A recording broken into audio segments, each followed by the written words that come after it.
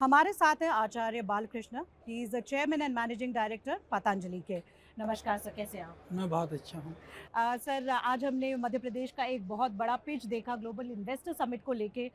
तो आपने भी ये सुना, प्राइम मिनिस्टर को सुना, हमने चीफ मिनिस्टर को सुना। आज एक बहुत ही एग्रेसिव सा ब्लूप्रिंट वो लेके आ रहे हैं इन्वेस्टर्स को अट्रैक्ट करने के लिए। तो आपका क्या विचार है मध्य प्रदेश के इस एग्रेसिव पोस्चर को देखते हुए? बहुत सुंदर है, सबसे बड़ी बात जो मैंने देखी है, इन्वेस्टर्स समिट हमने बहुत जगह देखी है, अलग-अलग प्रांतों में होता भी रहता है। पर मध्य प्रदेश में वास्तव में यह समिट जो है ये एक फ़ॉर्मेलिटी की तरह से नहीं है, यह एक विज़न की तरह से है। तो जो एक हम किसी चीज़ को विज़न के रूप में लेते हैं, तो निश्चित उसका परिणाम भी बहुत अच्छा होता है और माननीय प्रधानमंत्री जी ने उसको एक बड़ी परिप्रेक्ष्य में कि मध्य प्रदेश क्यों महत्वपूर्ण है इसको रखा। और जहाँ तक आदरणीय सीएम साहब हैं हमारे मोहन यादव जी, वह भी एक विजनरी व्यक्ति हैं, उनकी दृष्टि बहुत स्पष्ट है, सोच अच्छी है। इसीलिए अलग-अलग एरिया के लेवल पर, कमिश्नरी के लेवल पर भी इन्होंने समिट रखा और इसके बाद में सब एक जगह पर इन्होंने इंटरनेशनल लेवल पर बनाया है। ये बहुत अच्छा प्रयास है क्योंकि इससे प्रांत की ब्रांडिंग भी होती है, लोगों को पता भी चलता है। तो जो संदिग्ध सॉरी जिसको सशंकित सशंकित जो लोग होते हैं कि उनको लगता है कि हम कहाँ इन्वेस्ट करें या कहाँ उद्योग शुरू करें, इस तरह के जो लोग होते हैं उनका माइंडसेट बनता है। तो ये बहुत अच्छा प्रयास रहा है और मध्य प्रदेश यूँ भी बहुत अच्छा प्रदेश है। यहाँ के जो जनसाधारण हैं, जनमानस हैं, वो शांति प्रिय हैं। इनमें बहुत लड़ाई झगड़े हल्ला इस तरह की प्रवृत्ति के लोग नहीं हैं और सेवा के भाव से काम करते हैं। जिन संस्थाओं के साथ जुड़ते हैं, प्राणपण से उनके साथ जुड़ते हैं। तो जनशक्ति का उपलब्ध होना, जनशक्ति अनुकूल होना किसी भी उद्योग के लिए पहली आवश्यकता है। उस पहली आवश्यकता को मध्य प्रदेश बहुत अच्छी तरह से पूरा करता है। दूसरा, मध्य प्रदेश भारत के सेंटर में होने की वजह से हम कोई भी उद्योग करते हैं तो देश के किसी भी कोने में पहुंचाना है तो लॉजिस्टिक की दृष्टि से भी ये बहुत अद्भुत है। तीसरी चीज़ पतंजलि के संदर्भ में मैं बात करूं तो हम लोग फूड में, हम लोग जड़ी बूटियों में जो हम काम करते हैं, सेवा करते हैं, उसके अंदर आज मध्य प्रदेश के अंदर हमारी 5-6 यूनिट पहले से ही हैं और सोया जो उत्पन्न करता है मध्य प्रदेश, उसका 80 से 90% हम अकेले पतंजलि फूड जो है वो प्रोसेस करता है। तो उसके पीछे हज़ारों हज़ार किसान फैमिली जुड़े हुए हैं। तो जब आप फूड से रिलेटेड या एग्रीकल्चर से रिलेटेड कोई प्रोसेसिंग यूनिट लगाते हैं तो उससे किसानों के जीवन में अपने आप समृद्धि लाते हैं क्योंकि हमने प्रोसेसिंग यूनिट डाला है तो हमको रॉ मटेरियल की रिक्वायरमेंट है। तो raw material, food processing raw material तो वो किस फार्मर ही उगाएगा, वो किसी फैक्ट्री से तैयार नहीं होगी, कोई खदान से नहीं निकलेगा।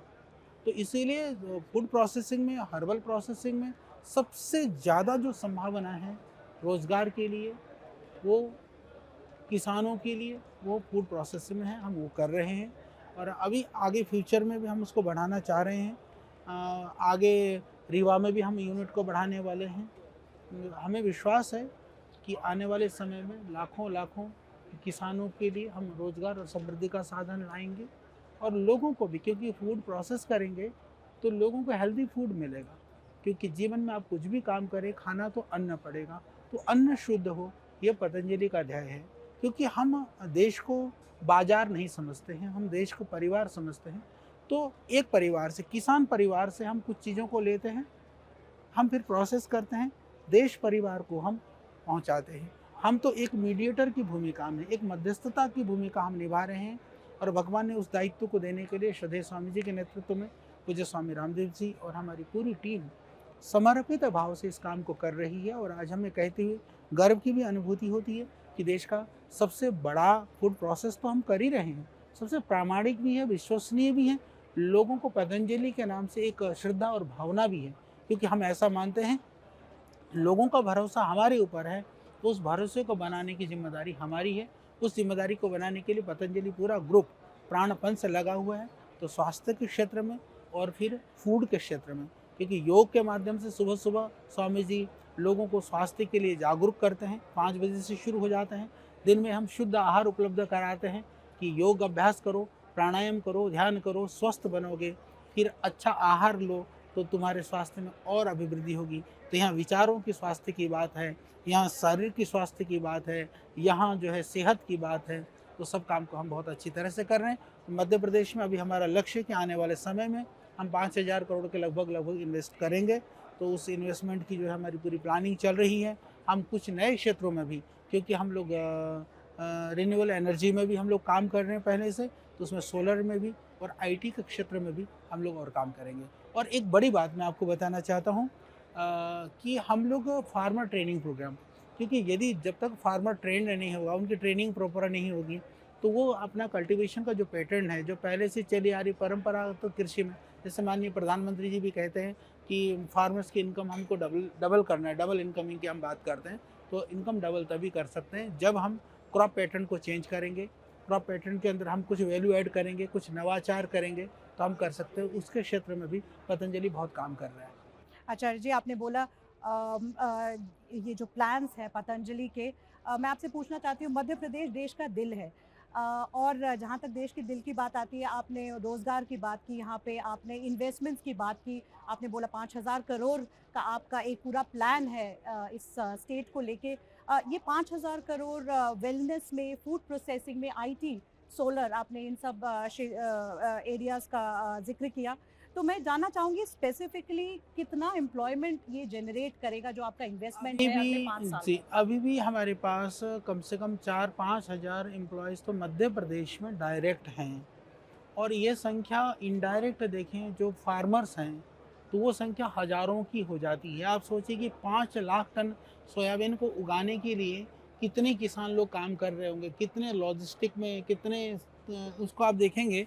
क्योंकि हमको जब हमारे हाथ में कोई खाने का खाद्यान्न पहुंचता है ना, थाली में कोई चीज़ पहुंचती है, उससे पहले पहले हज़ारों लोगों का हाथ लगा होता है। तो फूड प्रोसेसिंग की यही एक सुंदरता, यूनिकनेस है। सबसे ज़्यादा रोज़गार वहाँ सृजन होता है। तो हज़ारों लोग इनडायरेक्ट हैं, और 5,000 का और हम जो प्लानिंग कर रहे हैं, हमको लगता है कि डायरेक्ट भी हज़ारों लोग होंगे और इनडायरेक्ट तो और बहुत ज़्यादा लोग इससे लाभान्वित होंगे। आचार्य जी, एक बात बताएं, कोलैबोरेशन का ज़माना है, ये ग्लोबल इन्वेस्टर मीट है, आप यहाँ पे आए हैं, किन किन से आप मिलेंगे और किस तरह के लिंकेजेस आपको लगता है कि इस ब्रांड को और आगे ले जाने के लिए, क्योंकि यहाँ देश विदेश से लोग आज हैं, किस तरह के टाई अप्स, किस तरह के अलायंसेस पतंजलि दे? नहीं, ये बहुत अच्छा एक मेला है। ये बहुत अच्छा एक सब लोगों का एक मिलना है, और सब लोग एक उत्साह के साथ, ऊर्जा के साथ में कुछ करने के लिए यहाँ पर प्रयास आए हैं। और हमारा भी ये प्रयास है कि सबके साथ, क्योंकि जैसे माननीय प्रधानमंत्री जी भी कहते हैं ना कि सबका साथ हो तो सबका विकास। तो ये बहुत गहरा वाक्य है। हम लोग सब मिल करके भिन्न-भिन्न क्षेत्रों में, जैसे हमको लॉजिस्टिक चाहिए, हमको पैकेजिंग चाहिए, हमको अलग-अलग डिस्ट्रीब्यूशन नेटवर्क चाहिए, अलग-अलग कंट्री के उससे जुड़े हुए जो लोग चाहिए। तो काफ़ी लोगों से मिलना हुआ, जितने भी मिलेंगे, नहीं तो बाकी संपर्क में तो रहते हैं। इससे जिन लोगों से वन टू वन बहुत समय पर नहीं मिलना होता है, तो एक जगह पर अनायास सबसे एक साथ मिलना भी हो जाता है। तो एक बहुत अच्छा प्रयास भी है, और एक बहुत अच्छा मिलन भी रहा सबसे। तो आगे जाके हम टाई अप्स देख सकते हैं, कुछ कंपनीज जो यहाँ पे आई है जिनसे आप बात करने वाले हैं या जिनसे हाँ, आप बात बिल्कुल, कर चुके बिल्कुल। हैं? जो हमसे जुड़े हुए क्षेत्र के जो लोग हैं, उन क्षेत्र के लोगों के साथ मिल कर के भी काम करेंगे। थैंक यू सो मच हमसे बात करने के लिए, धन्यवाद।